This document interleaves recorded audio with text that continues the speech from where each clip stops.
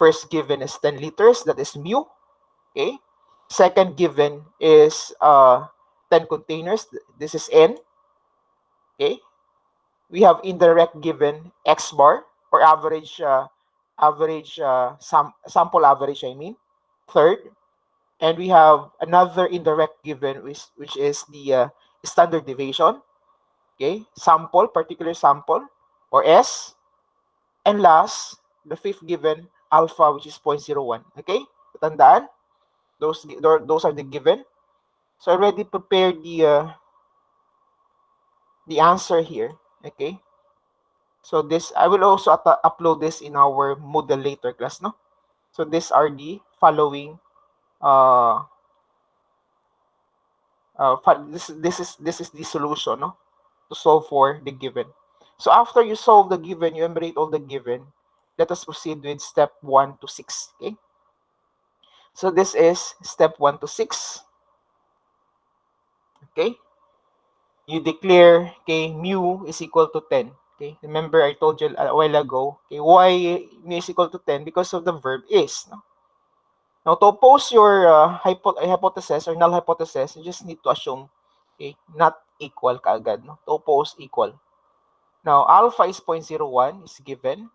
Critical regions tayo. I told you, you practice illustrating or drawing a bell-shaped na graph. Okay? So, blanco pa ito, class, no? Then, you please put thin line or broken line. You label 0 yung gitna para malaman natin later kung saan natin ilalagay yung positive na values. It should be in the right side. At saka negative na values dapat nasa left side. Okay? Now, next, okay, ano yung basihan natin ng shaded portion? So, our basis ng shaded portion is always your step number 2. If this is greater than, okay, imagine yung tip ng arrow is pointing to the right. Okay? Kapag greater than ito, it's only one shaded portion pero nasa right side. Okay? Kapag less than ito dito, parang imagine natin para siyang tip ng arrow is pointing to the left. Okay? So, one shaded portion lang kapag less than, kaya, pero nasa left side yung shaded portion. In this case, this is not equal. Just imagine itong parang slash na ito, nag-divide sa dalawa. That is why, dalawa yung ating shaded portion. Okay? So, okay na tayo dito sa shaded portion. Let's agree on this, class. Should be 1/3 of the 1/2. Okay, wag masyadong sobra ha, yung pag-shade natin, no? Now, next nating i-label is yung shaded portion. I told you last time, yung shaded portion is actually yung area natin, which is represented by yung alpha. Okay? Now, I told you, kapag two-tailed test siya, automatically, you need to divide the given na alpha to 2. Okay? Kapag two-tailed test siya, no? Dalawa yung shaded portion. Kung isa lang, okay, huwag nang i-divide sa 2. Okay? Just use immediately alpha.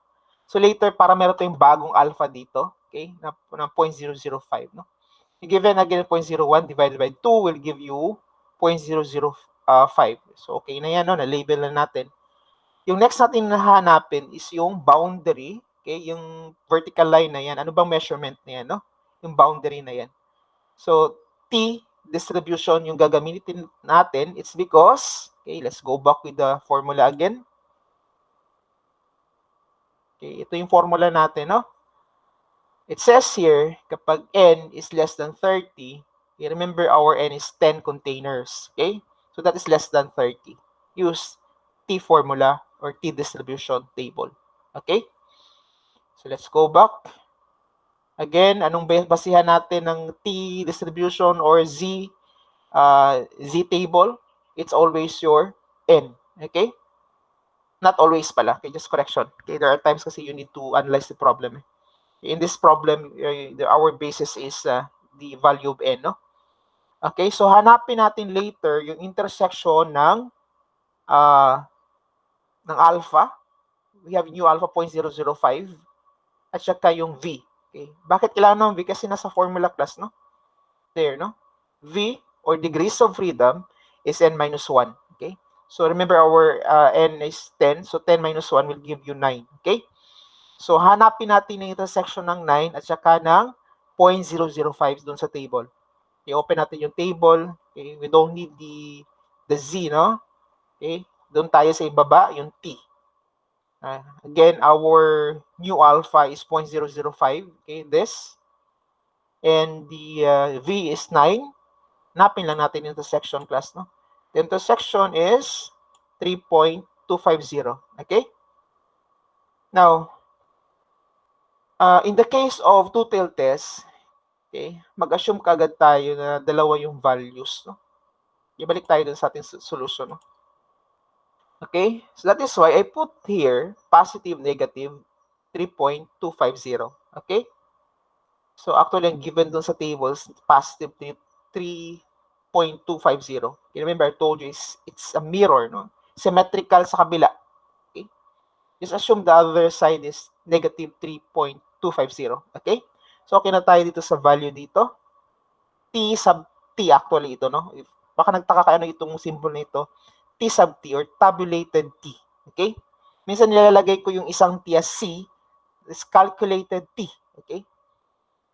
Now, let us solve this value. Okay? Let's proceed with the step number 5. Okay?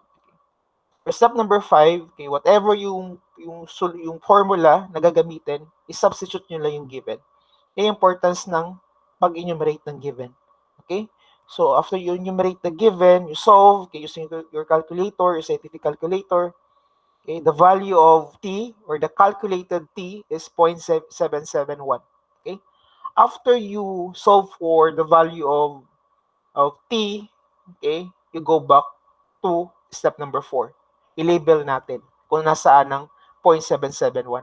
Ito yung importance kung bakit natin nililabel itong boundary na ito, no? Para malaman natin, is it beyond yung value ba sa number 5, beyond doon sa point na yon, or before sa point na yon? Obviously, I think 0.771 is before the value of 3.25. Kaya nilagay natin dito sa portion na ito. So in short, wala siya sa shaded portion. Yun ang importante, class, nasa shaded portion ba siya o wala siya sa shaded portion. Remember, our shaded portion is the rejection area. Okay? Kapag yung value sa number 5 nasa shaded portion, we always reject your H sub 0. Okay, klaro, class, ha? Kapag wala siya sa shaded portion, in short, nasa unshaded portion siya, you always accept your null hypothesis or H sub 0. Okay? In this case, wala siya sa shaded portion. So therefore, we're accepting H sub 0. Okay? So the next step, okay, ano ba yung conclusion? You go back with step number 1. Ano bang sinasabi dito? Okay. So they claim that the average contents of containers is 10.0 liters. Okay? Ilagay lang natin dito as statement, no? Okay, so we're done with the problem. Okay, let's go with the your seat work for today, class. So I will give you 3 problems, okay, for today. This is due tomorrow, okay, mga 10 last 10 ng gabi, no? Now for number 1, okay, mean. Okay, actually given na yung mu as 8, no? So wala kayong problema this. Ano bang 8? So mu. Standard deviation, so this is population. So population standard deviation. Okay, sigma. Okay. Next, ano ba itong 50? Klaro, sample, n is equal to 50. So ano ba itong breaking strength, no? So that is S, no? Tama ba? Mean breaking, no. Mali pala yun. It should be X bar kasi nga average. Okay, so, and alpha is 0.01. So, I think it's very obvious that n is equal to 50. This is Z test. Gagamitin nyo yung Z table and the Z formula. Okay, so we're done with number 1. That will be your sit for today. Next, for number 2, okay, so nakalagay dito, okay, walang nakalagay na sample. Okay, parang nilalahat niya that ito yung situation, okay, before, no?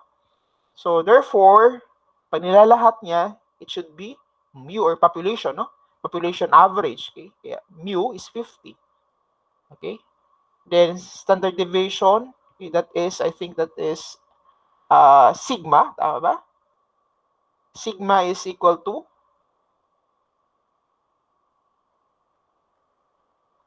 sigma is equal to 10, no? Next, okay, we have random sample, so n is equal to 12. Okay, klaro ha, sample. Next, average ng sample, so that is x bar.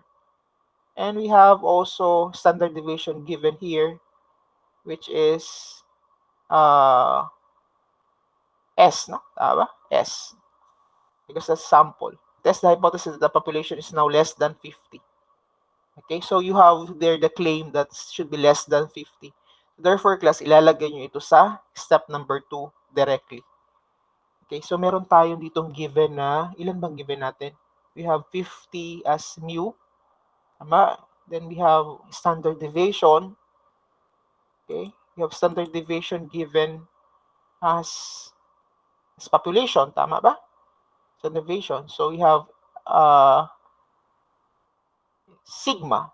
Okay, this is the second. Okay, we have also x bar. Okay, here. No, x, not x bar. N, I mean n. We have also given here average. So x bar itong 42. That's kaapat na yon. Then we have x s, no, 11.9. Okay, so this is t-test. Okay, pwede yung gamitin dito. You will not, kumbaga, ang labas nito, class, may isa dito na hindi gagamitin, no? If you will be using t-test, okay, just analyze the problem, no? And last, okay, this number 4, ito yung third na problem. Okay, so, okay, given kaagad yung mu. Okay, given yung step 1 at saka 2. Okay, yes, next, n is equal to 30. Okay, n is equal to 30, that is, so in short, this is z-test, no? Okay, given yung x bar and alpha. Okay, so kapag z-test, dapat given yung population standard deviation is given. Okay, this is z-test. Okay, number 3, t-test tayo number 3 ha. Because given dito ang 12 lang yung, tama ba? N is equal to 12, no? So that's less than 30. Okay, meron kayo isa dito na you will not use, no? May isang given dyan na hindi magamit. Okay, so that ends our pre-recorded video for today. So again, you will have your seat work for today due tomorrow. So again, class, please stay safe and God bless. No? See you on Friday. We'll have long lecture again on Friday, no? Real time.